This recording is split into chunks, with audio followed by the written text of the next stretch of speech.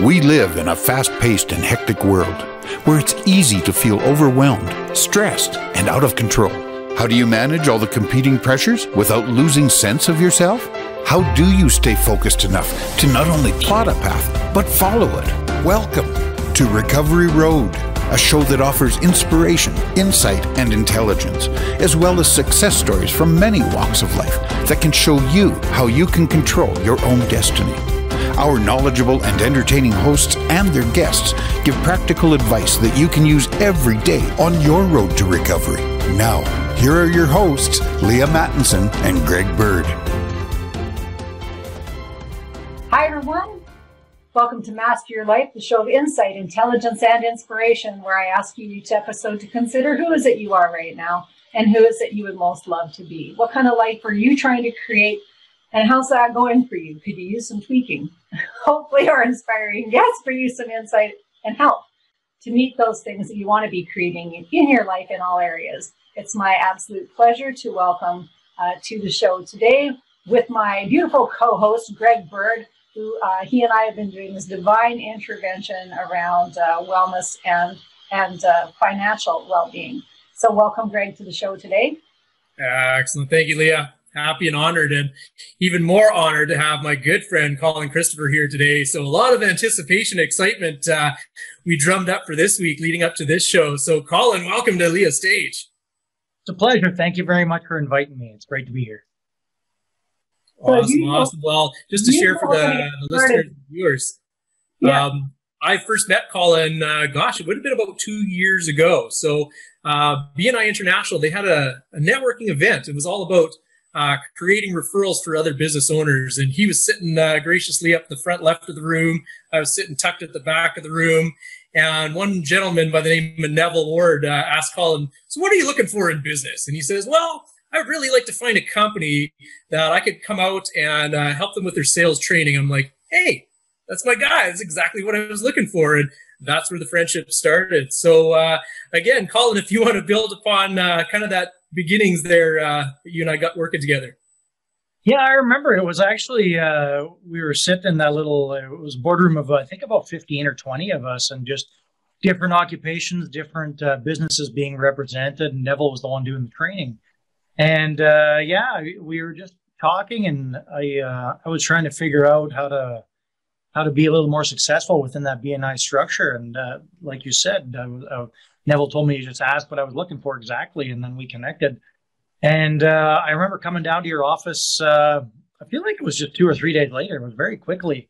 And you, myself, and Jackie Fung, like the three of us seemed to really have a great connection, and we chatted up. And I remember sitting in your office and looking at some of the files, and you were going over all the different things that you and the other financial planners were doing. And I saw this opportunity for us to, really take a look at some of the things that I offer in terms of improving the psychology and the mental framework for salespeople. And I think we just we spent about an hour and a half, I think it was, just sort of bouncing ideas back and forth and coming up with an idea for what you wanted for training. And then a few months later, we did that. And here we are together now. We did. You did an amazing job. So when I mentioned to Leah, hey, this Colin guy is really good with this hypnotism thing. And Leah, you were really excited to hear about a hypnotist because you wanted one on the show. So Leah, your comments on that? Yeah, absolutely. Because I've worked with hypnotists for on and off in hypnotherapy sessions for clients who are trying to heal and resolve issues over the past 30 plus years. So I think that I've had lesson love features around the stage sort of shows, but I definitely see the benefit of hypnotherapy in helping people to resolve issues. So maybe as we start the show, some people might be thinking the same thing as me, is that, we got to start with the meme. Sorry, Greg Giver. What is the meme of the day? Can't miss that. Oh, meme of the day. So this all started when our first conversation the three of us had. So Colin was helping this fine lady with her fears and what was going on there. And he talked about this fear after a hypnotic state of a chicken. So I found this was so fitting, and Colin sent us this picture. So I can't believe how many people came out of the woodworks after this. It says, you won't know what genuine fear is until you've been chased by a rooster. So anyone who's ever grown up on the farm knows exactly what I'm talking about. So Wanda, Judy, Tanya, and another Tanya. A lot of people with fears of birds, fears of chickens. I thought that was perfect because it actually really created a lot of buzz and excitement for today. So everyone's wondering, is Colin going to hypnotize Greg? Is he going to cluck like a chicken, dance like a chicken, do the bird dance at the end? So I don't know. Colin, do you want to share a little bit more about that story and how that came about? It was actually kind of really synchronistic. Yeah, absolutely. There's two things that come to mind with what you were talking about. Number one was the woman, and number two, remind me if I forget at the end of this story to tell you a little story about hypnotizing you for the first time.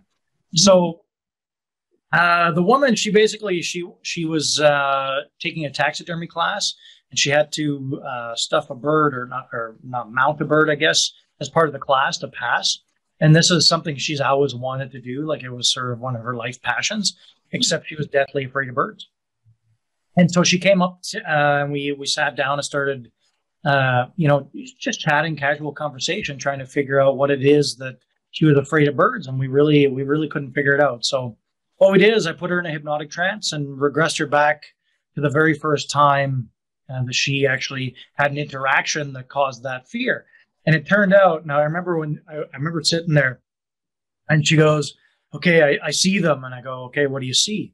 And she goes, chickens. And I had to bite my tongue not to laugh because it's a therapy session. It's the first time I've ever encountered somebody just afraid of chickens. So she was very little, probably about the same age as that little boy in the picture, in the meme. And so we did a bunch of exercises sort of around the incident, and these chickens, she was just little and these chickens attacked her. And through those exercises, we resolved the issue so that the little girl inside of her was no longer afraid of the birds, and then brought her back forward into present time. And then afterwards, she was able to go and do her taxidermy stuff, pass the test, and she's a taxidermist now. Wow. That's cool. And what you did for her was magnificent. And it would be transferable, would it not, across other fears or phobias or things in life that are kind of holding you back? No, that was a very specific one for her. So like you can do, and that sort of goes into the second one that we were talking about when I hypnotized you back in the sales training there about a year and a half ago, whenever it was we did that. And you had said that you had tried to get hypnotized by many different people up until that point. And I was actually the very first person to be able to hypnotize you effectively. Now, what you experienced there was something that you could take forward. And I'm going to let you explain how you felt about it versus me trying to tell everybody how you felt about it, because I don't really know. But I set up the scenario that you could bring those tools and techniques and apply them to multiple different aspects of your life, versus the woman who just wanted to resolve the fear of birds. For her, it was a fear of birds, even though she didn't know the origin was actually chickens. But it transferred to all those different kinds of birds. And then afterwards, it was all resolved. So tell us, a little bit more about how you felt when I did hypnotize you for the first time. And actually, maybe tell us why you didn't get hypnotized by other people by comparison. Well, I'm glad you bring that up. So, Leah, you and I had a great conversation this in preparation for today's show, and I think it was just a level of trust. Like, there was just this thing leading up to that day where you came, and there was literally 30 of us in the room, and the scenario you created. And I just want to set the context. If anyone listening has never been hypnotized before, or maybe they have, they know what I'm talking about. You talked about the three kind of different levels of sleep, or that hypnosis, and you can dive down a little bit into that. But really what you did was you just made a safe place. And one thing that was amazing in my experience when I actually went under is the happy place that I thought of was on the beach. I could literally feel the sun like on my skin and the waves of the ocean crashing, just that beautiful moment in time that you could visualize. And then the one really neat constructive thing that you did while we were all under, and me at whatever level I was at, again, I had kind of whispers of my grandpa bird in my ear saying, you really believe in this stuff? But here's Colin Christopher talking in my other ear, and I'm literally out cold. And you said something about the law of the gatekeeper, your conscious mind, your subconscious mind. And once I actually had an understanding of that and I could trust you, I think it was that speed of trust and that credibility I had for you, Colin, getting to know you leading up to that day that made the difference. And when you actually brought us back out and the whole snap your fingers and we're back out, I felt like I'd slept for like 4 hours that afternoon, which was perfect because who wouldn't want a 4-hour snooze in the middle of the afternoon after a hard day's work? So, Leah, did you want to comment on that? Because when I shared that story with you, you thought it was quite amazing. No, I think just that to the point that hypnosis can be a really nice rejuvenating thing, and it can be done in the snap of time. So it can be very healing. It's a very healing modality, and I don't know that most people think about it that way because, again, there's lots of fear around it and seeing it as a stage show sort of presentation, and that then people are afraid they don't ever want to let anyone have that much control over them. So maybe for the audience, you could explain what is hypnotism, just even to start there would be good.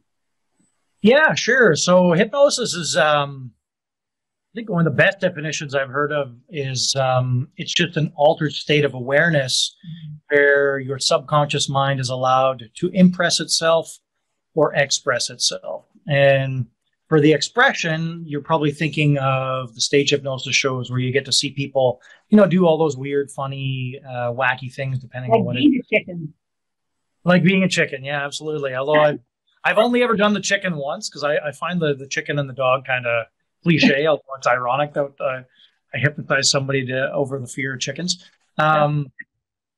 And then like on that expression side, so that's the outward part, but the impression part is much more what Greg was describing, where he was talking about going to a place on the beach and all those things. Now, Greg had a very specific image, but I didn't tell him what that image was. I just said, go to a place, and it was different for all 30 different people, because I remember we sort of chatted. A few people gave the examples of what their experience was like when we were doing it. And everybody had a very different experience because everybody's peaceful, calm place is very different from one person to the next person. So that's when you're impressing your subconscious mind, you're doing something to alter behavior or change something. So like going back to the therapy scenario with the woman who was afraid of the chickens, all those techniques that we did to resolve the situation, that was to impress the subconscious mind with new programming so that when she was brought forward, her surroundings, she could express a different outcome. Wow. So Colin, you'd really talked about the gatekeeper. So if you want to dive in about that, the conscious mind and the subconscious mind, there's a lot that I learned that day when you shared, and I think the audience was dying to know a little bit about that. Yeah, sure. So there's where to begin. So there's the subconscious and the conscious mind. So the conscious mind is sort of what we're all operating on right now. We're conscious, we're aware of each other, we're talking to each other, we know what's going on around us. That's the conscious mind. The subconscious mind is all the things that are going on in the background that our subconscious is interpreting and understanding and allowing us to make decisions on a habitual level.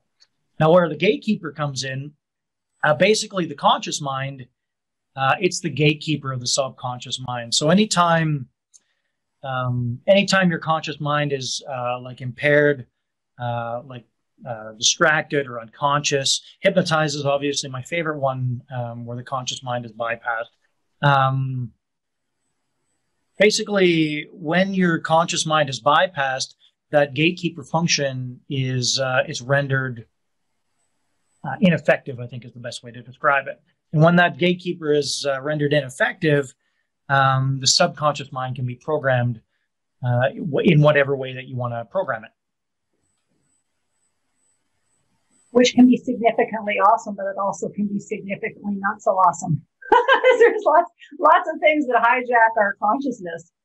Yeah, there's all kinds of different ways, and it's interesting too. Like one of my classmates, when I first took hypnotherapy training a long time ago, while her husband was watching TV, because while you're watching TV is a great way to you're in this trance-like state. Your gatekeeper, your conscious mind is bypassed, and so about 5 or 10 minutes into her husband's program, she would say, "You want to take out the garbage later?" And he absolutely hated taking out garbage, but after the show, he would always go and pick up the garbage. And then about, I think she said it was about 10 months later, all of a sudden, he was taking out the garbage and he's like, wait a minute, what did you just do to me? And so there's opportunity to sort of manipulate people in one way, in a good way or a bad way, depending on what you do. Leah, did you hear that? I just feel like I want to go take out my garbage, so I'm going. Get all my house guests ready. Hey guys, do you do windows? It's like minus 30,000 degrees here, so anyone who'd be willing to do that today. Oh, I'm just kidding. But it is important, I think, because we're, it's really important to understand the power of our mind and the power of the things that we can create that can be really awesome, and the things that we can harm people with. But what we're going to focus on today's show really is around how to be successful with programming your mind, because that's what you focus on in your practice. And we're going to just understand, or agree to understand, that we can get really in the weeds about what the media does with programming. And, there's hours and hours and hours of shows that we could do just on that. And we have talked about it on this Master Your Life show probably for the last 4 years on many episodes. So we don't beat that dog to death, because I actually like dogs. Okay. This is like this moving into higher consciousness now, and also understanding that we're conscious, but there is this other higher consciousness, which is this time that we're living in right now, which is this ascension from that old way of thinking, or the old way of using the mind, really into being more awake and aware of the opportunities that we have to be, along the path of alignment more, the things that make us feel truly good, and the things that bring us satisfaction and happiness in life. And that's part of this, what I'll call self-hypnosis. And that I've taught clients to do that for many years. It's like, how do you program your brain so that you're getting what you want in your life? And that can also be done, but when you're stuck, or maybe when you don't even know that you're stuck, but that you're not actually achieving the things that you want, you might not see the things like the lady with the birds, the chicken problem. So you don't actually know what your blind spot is. You don't know what that barrier is. And you keep hitting that same all over and over again, whether that be in fears or in picking the same person in relationships, or making the same mistakes in business, with business partnerships, that can really influence your whole life. And I think that's where the power of this unlocking the subconscious, or working with the subconscious and getting past that. The conscious, gatekeeper can really be a huge help to people. And Greg, you can maybe set the context for this, because you had a significant help that was measurable from Colin's work with you in the group. Was it ever? And I must say the timing, Colin, was a little divine, because it was November, the fall of 2019. And I can honestly say, and when I actually look back at the results that we had and the feedback that we had, I had some comments from advisors that were 35 plus years in the business turn to me and say that was one of the best sales training type of events we've ever been to. So that's saying something. In 35 years, that all the different trainings and things and courses we've taken, that was phenomenal. Now, from a numbers perspective alone, so take a sales training, and you can take that to any different industry, because sales, I believe, is sales in an underlying context. The timing of that was all too perfect, because we all saw what happened in 2020, okay? And let's just take a continuum of people. Let's just use advisors at this particular juncture. So the ones that really, really struggled and were really trying to survive. And then on the other end of the continuum, the ones that were really thriving in 2020. I can honestly say, without a doubt, every single person, 100% of the advisors that were in that room that day, Colin, including myself, we all saw growth and we thrived in 2020. And if I had to look back to some of the things, the tools you gave us, the biggest thing for me was just that self-assurance, that positive self-talk, that, hey, I love what I do. And that's going to reverberate out there into the community, that my network, and it'll come back to me, that good karma that's out there. And if you want to speak on that, just some of the stuff that you unlocked for all of us that day, and from your perspective, what did you do?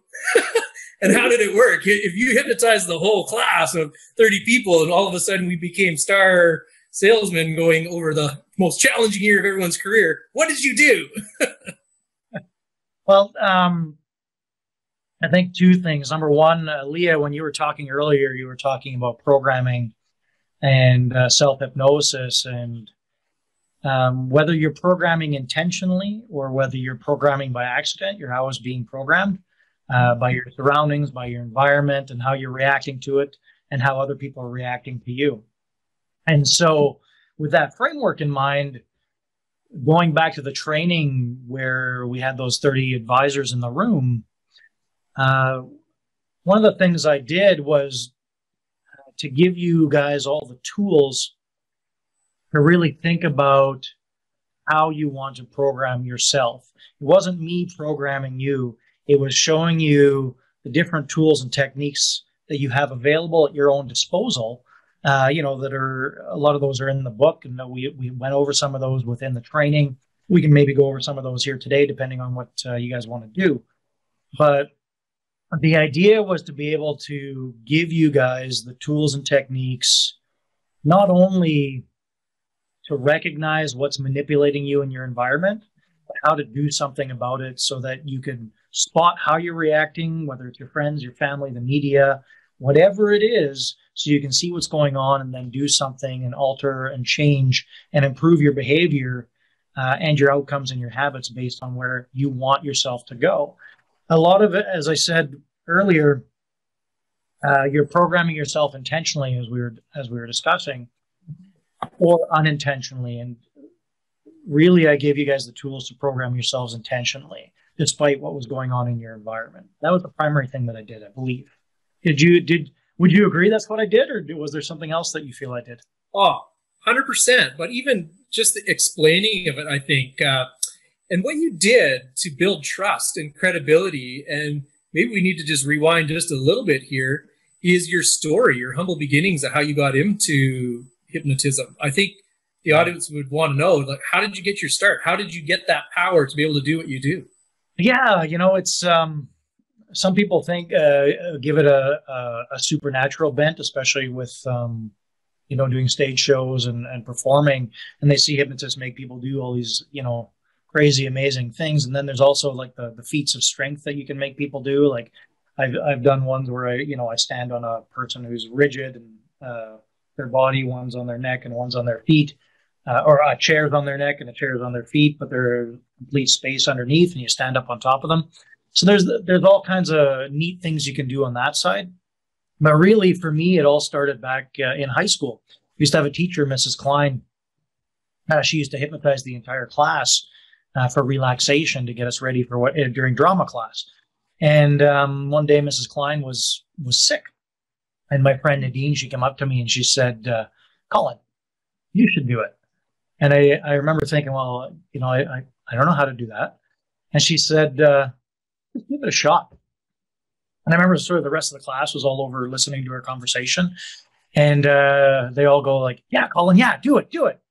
So I copied what Mrs. Klein did, and I hypnotized the entire class for relaxation. I later on, once I got training, I found out like people can have trouble waking up properly if you don't know what you're doing, especially how unskilled I was back then. So I wouldn't recommend doing that until like you get some training. When I got training, I understood what how to manage all that and make sure everybody was safe. But everything worked out really well. And I remember my friend Nadine afterwards, she came up to me and she said, "Colin, that was really good." And I remember, I just put my hands on my hips and I was like, maybe I should be a hypnotist. And she just looked at me and she said, "Yeah, you should." And yeah, it's crazy to think, because like Mrs. Klein and Nadine, they're like the motivation, the people who sort of got me into it and gave me the encouragement I needed. And neither of them actually saw what I do. They passed away a long time ago, but not together, but separately. But yeah, they never, those relationships, like they influence everything that I do, like the people I help, you guys listening right now. And without them, I wouldn't be, the hypnotist or the entertainer or the performer or the trainer that I am right now. Like it's really because of them. What a defining moment.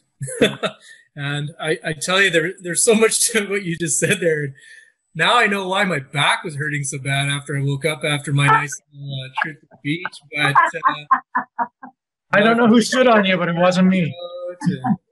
Anyway, so, but on the past episodes, you talked about some of the things. In Colin, you've got a book. You wrote a book, Success Through Manipulation. But one thing you taught me is when people normally hear the word manipulation, they think it's a bad, negative thing. But really, it's not. The only thing you're manipulating really is yourself.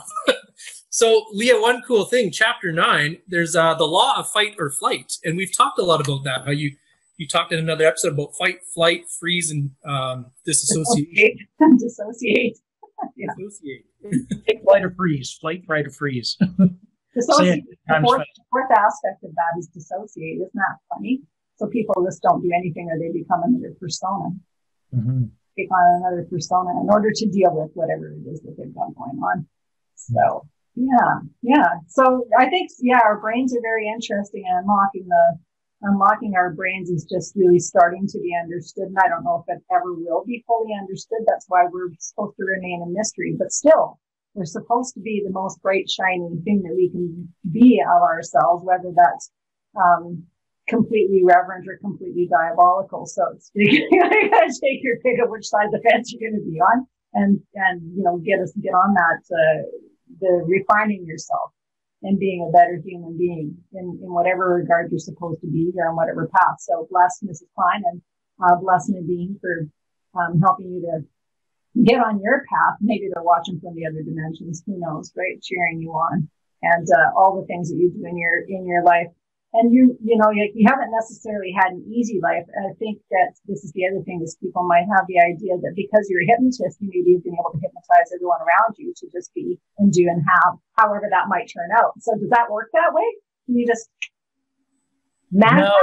No, that's really interesting, because the people around me, because they've known me all my life, so even before I was a hypnotist, and so I don't know how it is for most people. Like when you start on a new career path, that's very different. Although I've been at this now, I think it's 23 years now I'm at it. The people before that, they still don't, consider me a hypnotist. Like, they've seen me hypnotize people. I've been on TV, written books on it, and they just see me as a completely different person. So unfortunately, I have not been able to wave my hand, and maybe it's fortunate, actually. That's great. Thanks for being vulnerable and candid about that, because we've mentioned, you can't be a prophet in your own village lots of times. So you can have really good ideas and great, outcomes of things, and some people just aren't interested. But going to this whole how you program yourself, we talk a lot about mentorship on this show, and the people who you hang around with, and the group of people who you hang around with influence on how you think, how you feel, how you act, how you respond. The shows that you're watching, same thing. So how important is it? How much influence do these groups or mentors have on us? Even when we're intentional about the things that we're ingesting every day. Is our mind working all the time, 24/7? Is there ever a time when it's shut off, where it's not influenced? Well, I think that goes back to sort of the gatekeeper that we talked about earlier. So a lot of people think, well, I'm going to be, I'm going to go out in the world, and all these things are going to influence me and change how I think. The nice thing about the gatekeeper is it's sort of there to make sure that doesn't happen. So intentionally, you gotta work at bypassing the gatekeeper so you can impress your subconscious mind the way you want to. Now, the challenge is your gatekeeper's not always there. So if you're sleeping, as we talked about before, like if you're impaired or like drugs are a factor. Any time that your gatekeeper is not engaged, that's when your subconscious can be impressed and new decisions can be made. So it does really depend on the scenario where you're consciously allowing things in or not allowing things in to change your programming and to influence how you want to move forward. Mm-hmm. So, Colin, you talked about drugs there, and basically we've been plagued with all the different addictions in our culture, in our society. Is that something you've helped people on in the past, or something that hypnotism can actually help with? Yeah, I have seen different clients for different kinds of addictions, for different substances, alcohol, certain drugs. And it can be a useful tool to help somebody address those scenarios and situations, especially, going back in time. Like a really common one would that everybody's sort of aware of would be quitting smoking, like the nicotine is a common over-the-counter drug. Now, you're going back to those initial points in time where that person decided to participate in that behavior, whether it's smoking or whatever other drug that it happens to be, or gambling, or, it doesn't necessarily have to be a drug, but an addiction of some kind. And when you go back and resolve the issues as to, what was on their mind during that time, what decisions they made at that time, and then move them forward with that understanding and that resolution. Understanding is one thing, but you also have to resolve it. Now, the resolving can be all done mentally in the hypnosis, in the hypnotic state, because you're working at impressing your subconscious with new decisions and new expressions. And so once they're brought forward, all that understanding and all that experience becomes part of the resolution and part of moving forward. Now, does that always completely get rid of an addiction? It gets rid of on the mental side. Now, physical things like an easy one like smoking, it's not an easy one to quit, but there's the physical addiction of the nicotine, which usually takes about, I've read different studies, anywhere between 3 and 6 days to get the physical portion under control. But then it's the mental side that we work on.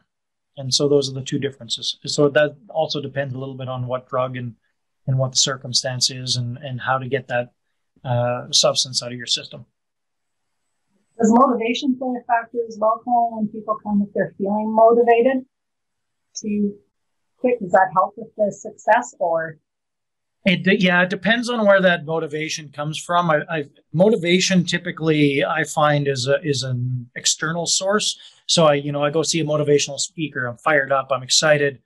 But then there's that internal inspiration where I take that motivation and I run the battery on my own power, versus the motivation is that it's like jumper cables jump starting you and getting you excited. So I look at it. You can be really motivated to quit smoking. For example, like if you have a health problem and your doctor says you got to quit smoking, because I've had clients who needed heart surgery and had to quit smoking. Right. And the motivation was an external, and because it was external, it didn't work because they really didn't want to quit. They have to be inspired within. They have to have the desire within to do something. Now, even if that desire is small, I can do something with it. But if there's no desire, I can't do anything. Wow. Well, and again, from a financial standpoint too, that could be a motivating factor. If it's just killing your monthly budget, I've seen some clients have smoking budgets of spending $1,200, $1,300 a month, which is same as some people's mortgage payments. It's crazy to think. Now, addictions aside, and smoking obviously being a big one you've helped with, is there any other kind of less common things you've helped people with hypnotism? There's all my favorite is always helping people with like fears and phobias and those kinds of things. Like obviously the chicken one, but I've done let me think. There's fear of flying is a really good one, because that actually changes the outcome of somebody's life, because they can travel and save time and do those kinds of things. And then the other side to it, like that, the second part to that story of starting it down the hypnosis path with Mrs. Klein and Dean, like later on as I was performing and doing shows, people always kept on coming up to me and asking, how do I hypnotize somebody to buy my stuff? And I always sort of laughed at that question, because it was, just because you see me do some crazy stuff on stage, it doesn't really work that way in real life. I mean, there's some subliminal things, but I realized what these people are asking, it's not that, how do I hypnotize somebody to buy stuff? It's how do I connect with this person in front of me so that person genuinely likes me, I genuinely like them. All my preconceptions and biases are out of the way. All their preconceptions and biases are out of the way. And really, we can just meet in the middle and connect. And that's sort of what I've really spent the last 10 years applying my hypnosis to, is how to get those preconceptions and biases out of each other's ways so we can actually connect and communicate on a much more, emotionally intelligent, genuine level. And I think that's where the hypnosis can be really, really powerful, because when we walk in with preconceptions and bias, we go to right now we're doing the Zoom networking. But if we show up, and we will show up again in other networking events, most people are always worried about what the other person's thinking. Nobody's ever in their own head thinking about, how do I make this other person feel comfortable, safe, and trusted, so that we can connect. And I think that's what we did with your group as well, Greg. We spent time getting people to understand first themselves and where they're coming from. And then from that own self-awareness and self-understanding, they could come to a relationship or come to a conversation and actually communicate effectively, so that person likes them, you like them, you like each other, and then the real friendship develops. I mean, we've all got these like really charismatic friends or people that we know that we just, I want to be in the room with this person. I want to be in the room with this person. And, for the rest of us, like 99%, I wasn't like that in the beginning. I was actually I wouldn't say antisocial, but I had I guess, anxiety about being in public and talking to people. Interestingly enough, because I do the opposite of what I'm up on stage and communicating, connecting with people. But that understanding where that bias was and where those preconceptions and what was making me nervous and anxious, and resolving all those things, allowed me to get out of my own way and connect with other people. And that's really, I think, what we're the primary benefit of hypnosis, is getting all that stuff out of your head so you can just be the best person that you are. And I love that you framed that contextually there, Colin. One lady that was at that training, you'll remember exactly who she is, because we got to tell a story. And it was all to do with our why. Why do we do what we do? Why do we love what we do? And why do you continue to do what you do? And remember that story. I'm going to say her name because I'm just so proud of her and what she's done in her business and how she's just taken things to the next level. And her name's Lizelle. I actually sent her a neat email this morning just sharing some of her success with her, because she didn't even realize how well she was doing. So if you remember the story very specifically, she talked about the first death check she had to deliver after she had a client pass away that literally was still within the underwriting process. And she was able to deliver a check to a single mother for $250,000, I believe, or maybe more. But that was a defining moment for her. And just how you let her share that story in front of everybody, I think just gave her that confidence, like, wow, like I did that. I made a difference in somebody's life. And I was able to deliver that check to a family when they needed it the most. Do you remember that story? I do. So I think I remember, because she was sort of in the middle, because there were like three tables with eight or nine people on each table, and it sort of like ended up being a box, and she was sort of in the middle of that. And I remember her talking and starting the story, and I'm at the front of the room, and from my perspective, I don't think I told you this, but everybody sort of turned, and so she was the center of this box.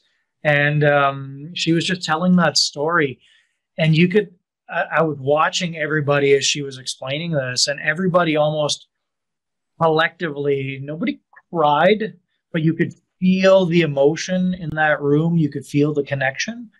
And I think that, number one, it was, that touchstone for her to realize, that this is where I want to be. This is what I want to do. This is, it's not about, writing policies. It's about making sure that the person who needs it when they need it, is going to be able to, I guess, in this case, collect or benefit from it. And everybody in that room, as I watched everybody, although the story was different for everybody a little bit here and there, it all reinforced that, yeah, this is why I'm here. This is the people portion of all the numbers. This is how we're helping people. This is why we're here. And it was just incredible to watch. And I think that emotion not only, was a touchstone for her, but it became a touchstone for everybody. And, I'm not a financial planner, but if I were to do financial planning tomorrow, I wouldn't be using, because I don't have my own stories, as I've never had to deliver this check, but I would use her story. And I would just say, when I was doing a training, she sat down and talked about how she gave this check to a mother, and I can feel the emotion now, and it's something that happened like about a year, November 2019. I remember we did the training, and so it's that I guess, for lack of a better description, the manipulation of that emotional connection, but in a good way, not not the manipulation of crazy media stuff or all other kinds of things. This was that manipulation in a positive way to really understand how she was helping people. Yeah, it was an amazing story. Makes me feel like it's reverence. It's having reverence for a moment where you actually look at the moment and you revel in it. You really get in touch with the feeling and the authentic, good parts of that. And that's that reverence, and that blossoms into more genuine affection for whatever it is that you're doing. And I think so. Yeah, sorry, go ahead. I think it's also the inspiration. Like we talked about the motivation external, the internal inspiration. Like that story, although it was her story, inspires me. And it inspired everybody else in that room to take their own energy and work at it and use it to their own business. Very cool. So you're teaching people really to be authentic.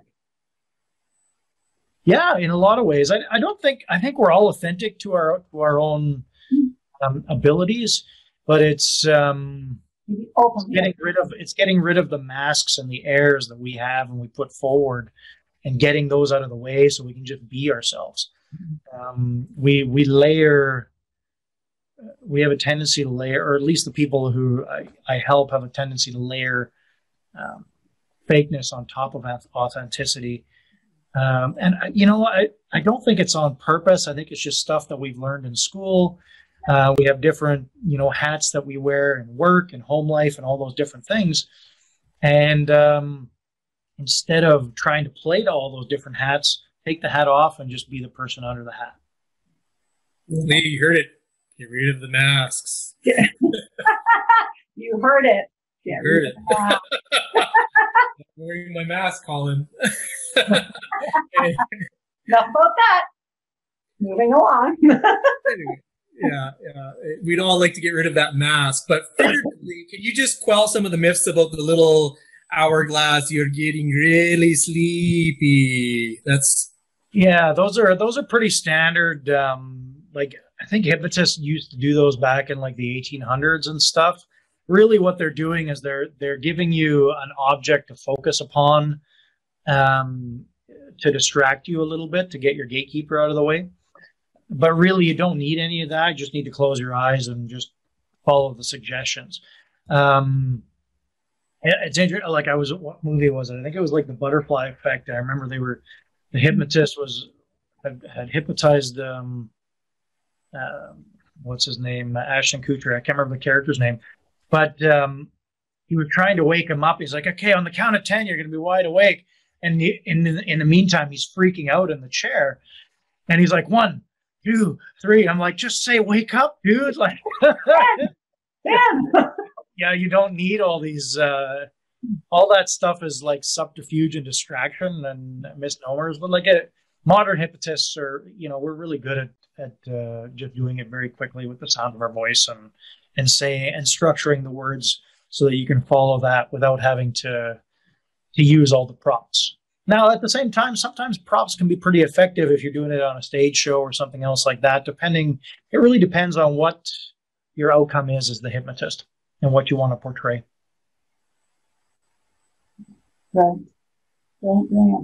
And so do you want to share a couple of other things that you've done in your training? Like, so going back to the training that you did, you said you were going to talk about a few tips, things that you focused in on. What would be another thing that would be important here?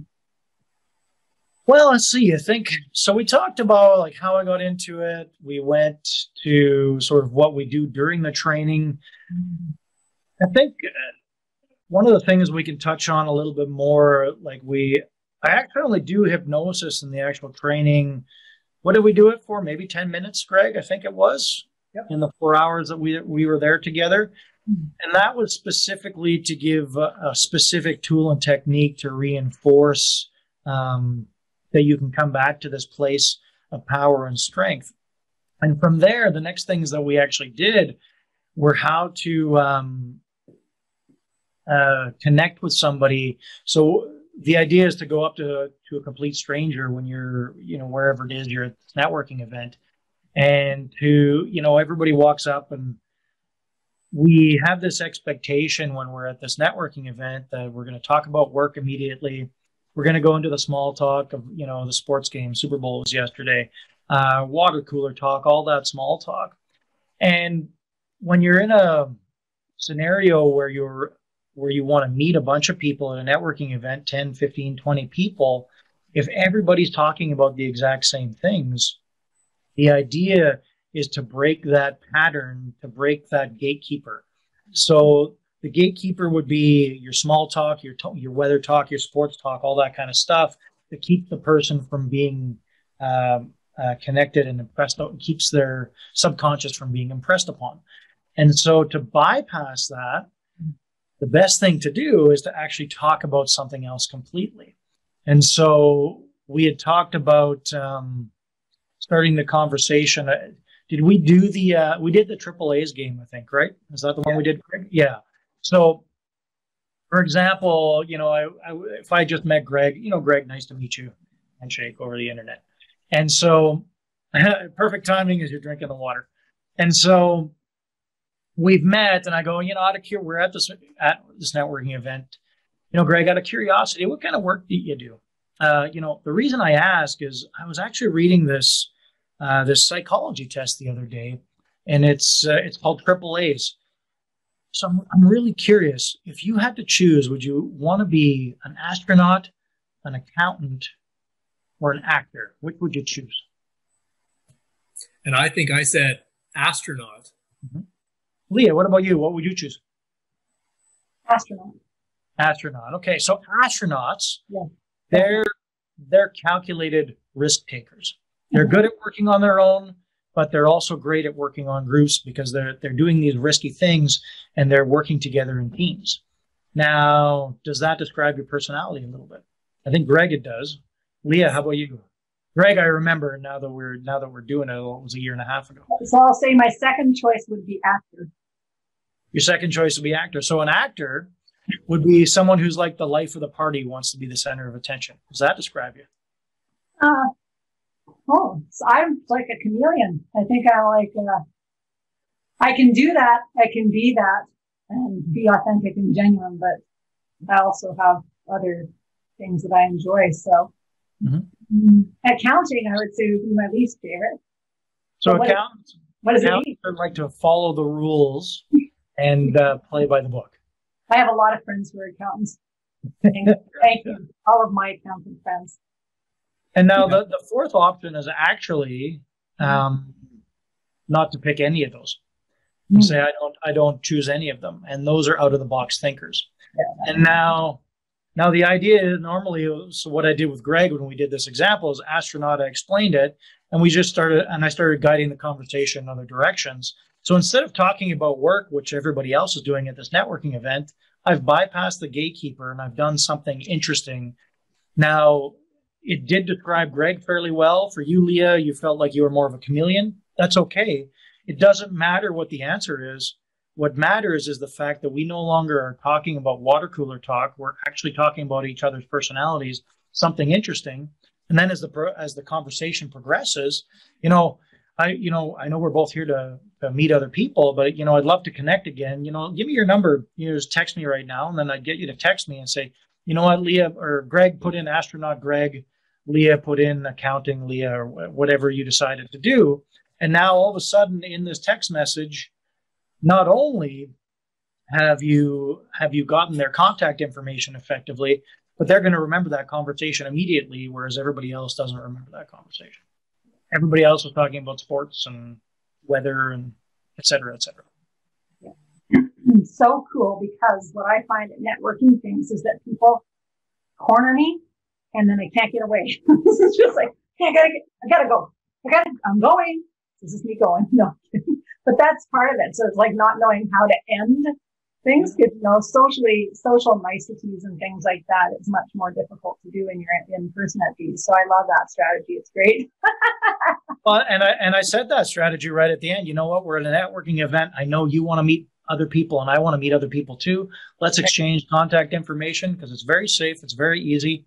Yes. And then at some networking events, you meet people you don't want the contact information for. And so I always just go, you know what? We're here to meet other people. It's great to meet you, or a pleasure to meet you. Shake the hand and don't exchange information. The one nice thing, I think I said this, Greg, when we did the training as well, is when you're networking and you're doing, this structure, you can meet a lot of people very quickly, and you can cherry pick who you want to talk to and don't want to talk to. And I mean, in general, it's not as much of a problem for guys, but for women, a lot of times, they meet a lot of people that they don't want to exchange, like they don't want to give their number to, and vice versa, because those people came off as creepy. It's not that necessarily that they weren't nice, but they failed to establish that comfort, safety, and trust that something like we just did with that AAA's game.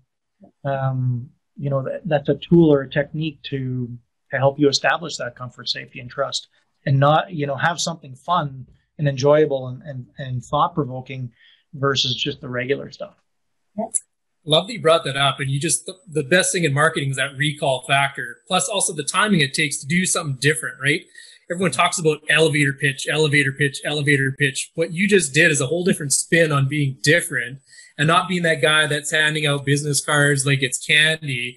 And I just want to share one story on that. One of the craziest networking events, it was a Chamber of Commerce event I was at, and I was actually standing beside one of my clients. She was to my left, and she was introducing me to one of her best friends and said, hey, you should maybe talk to my guy. He can help you out with some investments. And he's my guy. Just trust him. And one of these other financial advisors in town came out. He just literally gave me the cold shoulder, kind of pushed me out of the way and said, hi, I'm so-and-so, and here's my card. Give me a call. I'll be your investment guy. And my client literally picked his card, looks at it, flicked it back at him, and said, nope, this is my financial wizard right here. Have a nice day. So don't be that guy.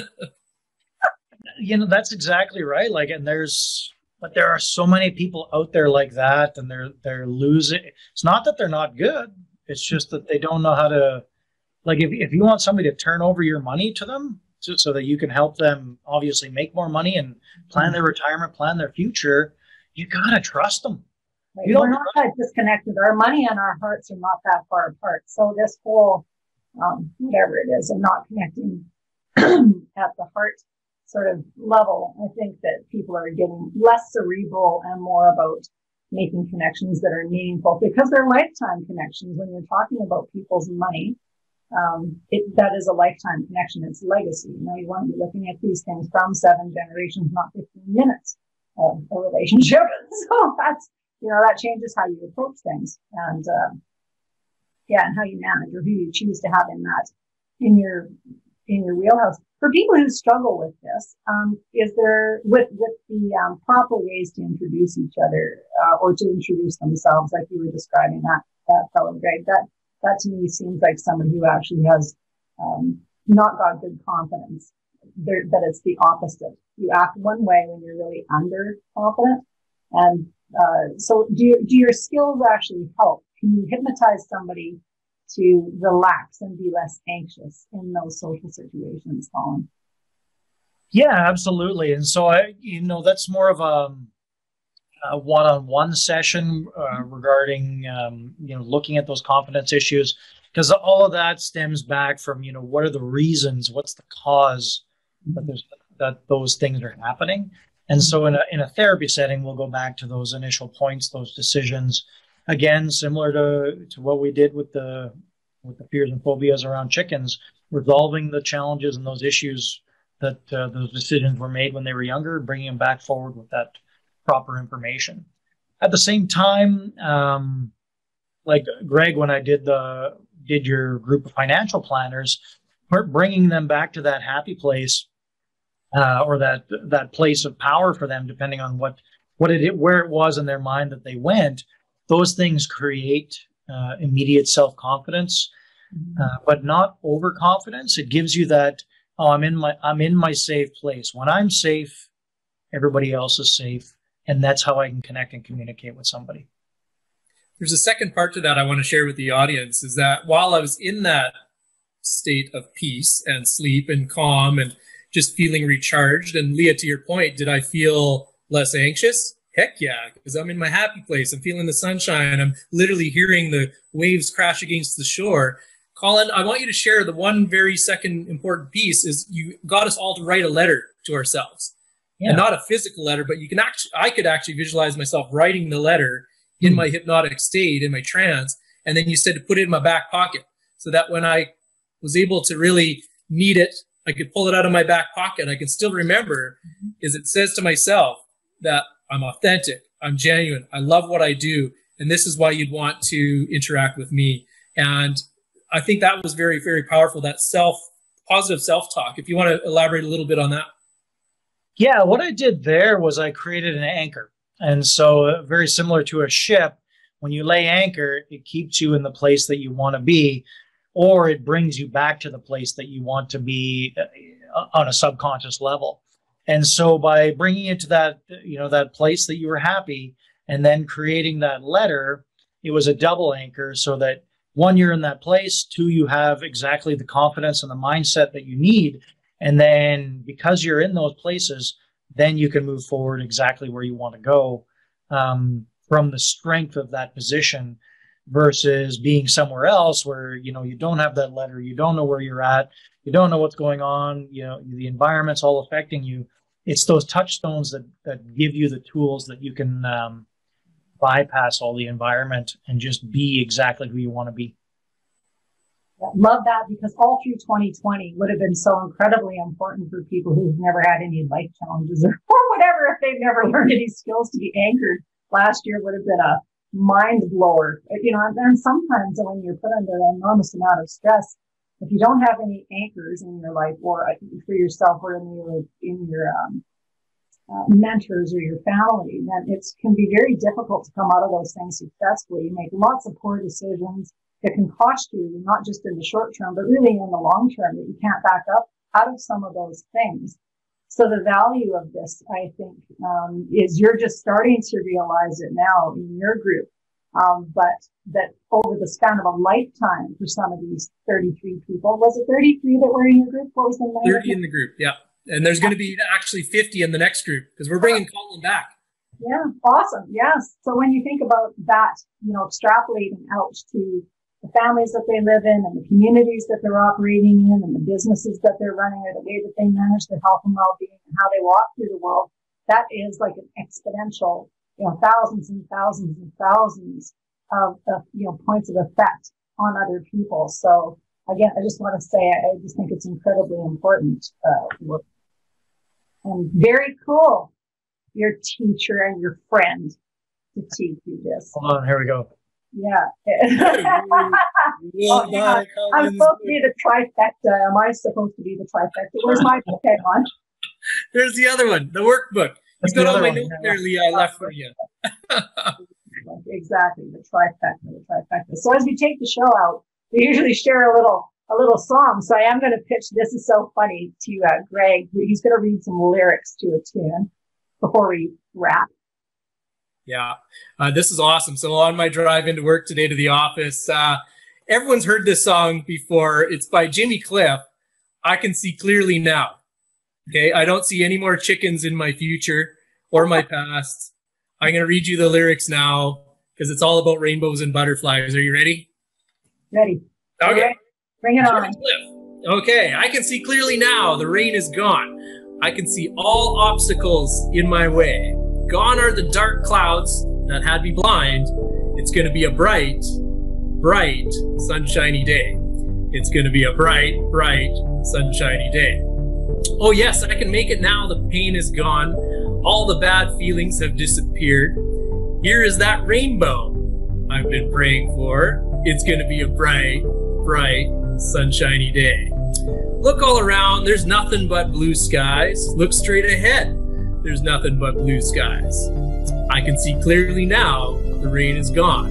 And I can see all obstacles in my way. Here's that rainbow I've been praying for. And he goes on, that repetitive thing, it's going to be a bright, bright, sunshiny day. So Leah, it is a bright, bright, sunshiny day. There was rainbows in the minus 30, whatever it is here, degrees Celsius in Edmonton, Alberta.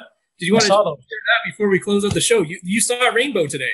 Yeah, this morning at like 2 minutes to 9. It was the hugest sundog in the world and the most beautiful sunrise that I've seen, I think, in the entirety of my life. It was absolutely gorgeous. Gorgeous. We're so lucky to live in this sub-freezing Arctic weather. How can people get a hold of you, Colin? You know what? The best way is just go on ColinChristopher.com and send me an email or give me a call. Wonderful. It's been an absolute pleasure to have you as a guest. Thank you so much for your time today and for your wisdom, your insight, intelligence, and inspiration to help people to live a better life. As usual, Greg, wonderful to see you. And again, invite everybody to love yourselves, love each other, mind your mind. That's all for us. Take care. Peace. Thanks, Leah. Thanks, Colin. Thank you. Thank you for being a part of our program today. Master Your Life is a presentation of 𝑸𝒖𝒐𝒕𝒂𝒃𝒍𝒆 Enterprises, Inc. Join us next time on Master Your Life, helping you to discover the very best of you.